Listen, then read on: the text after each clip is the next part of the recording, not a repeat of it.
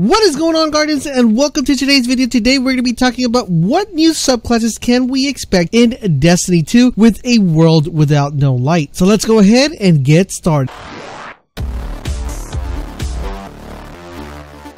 As you guys know, we are going to be attending the May 18th launch, but when we got invited to this May 18th launch, we learned that there was going to be a world without no light. That was the anonymous flyer that was sent to everybody that got invited. Seeing that the world will be without light means that some of our subclasses that we love and endear will no longer be part of our option, as these subclasses require light. For example, Golden Gun, Self-Res, Bubble Titan, to name a few. Now, keeping this in note, what subclasses don't require light that we will probably be able to see in a Destiny 2. So I have a couple here that I think that will be present in Destiny 2 and that will be carried over to Destiny 2. So first and foremost, of course, we have the Night Stalker, which doesn't require light. This was actually granted to us by Void. We have the Sunbreaker that was also granted to us by the Sun, and the Stormcaller that was granted us by the Storm. As you guys see in Destiny 2 trailer, we actually see a Stormcaller being used to fend off the onslaught of the Cabal. So I believe these subclasses will be one of the first subclasses that we actually have going into Destiny 2 with a few little minor tweaks. Now, that being said,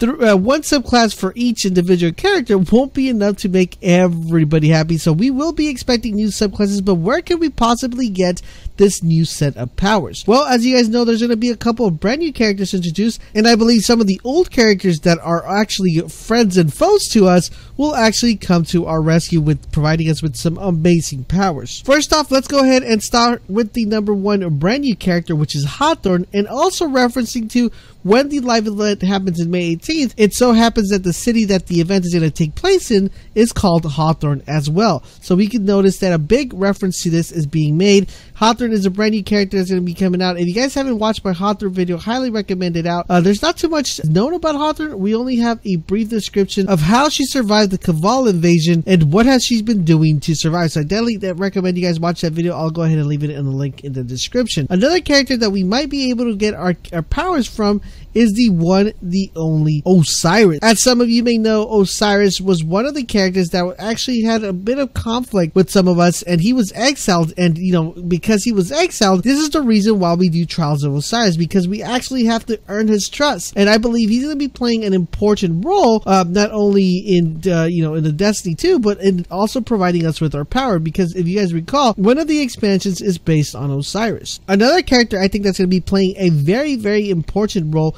is Eris Morn. As you guys know, she is a person that has been able to survive with her ghost being dead.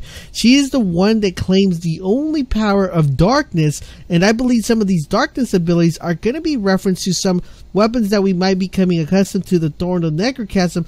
These weapons actually provide some insight of what we can expect of these subclasses to be, and I'll have a separate video on that as well. I also believe the Stranger will be providing us with a little bit of insight on some powers as well, because as you know, the Stranger has been able to survive without a ghost. And if you guys saw the trailer on Destiny 2, you kind of get a glimpse of the Stranger showing up in Destiny 2. If you didn't watch my breakdown analysis of the Destiny 2 trailer, highly recommend you guys check that out. Another race that I think is going to be playing an important role on Destiny 2 and will also provide us with maybe some sort of subclass is the Awoken. As you guys know, the Queen's brother's still alive. The Queen might still be alive. So that's some good insight that you might have of what we can expect sort of in a subclass phase with the Awoken class. We also have the Akamar, which is based upon a dragon and us being able to pull our energy from the dragon, but this is more lore based. I do expect us to actually have some sort of reference to a dragon based on the location or where the last dragon is left. Another race that I think is going to be playing an important role,